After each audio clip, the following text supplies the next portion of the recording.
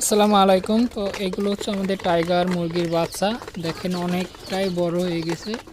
তো এখন ওদের আমরা রেগুলারলি শুধু হচ্ছে পেটি খাওয়াই, যেহেতু এদের আমরা ওজন বাড়াবো। ওজন বাড়া হচ্ছে কেজি ধরে এগুলো হচ্ছে আমরা বিক্রি করে দেবো।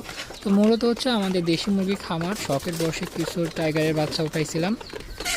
তো অনেকটাই বড় হয়ে গেছে দেখেন।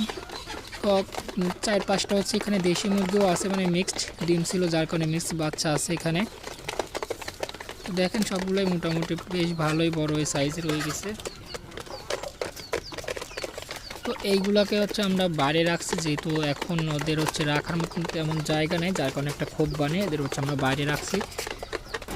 আর এইটা হচ্ছে আমাদের বড় টাইগার। দেখেন ওই বাচ্চাগুলো ঠিক বড় হয়ে এরকমই সাইজ হবে। তো এইটা হচ্ছে আমাদের খামারের একটা সৌন্দর্য, এটা হচ্ছে আমরা রেখে দিয়েছি, এটা আমরা বিক্রি করি না। দেখেন মাশাআল্লাহ অনেক বড়। এটার ওয়েট কিন্তু 5-6 কেজি ওয়েট হয়। এটারও প্রায় 4 কেজির উপরে ওয়েট আছে।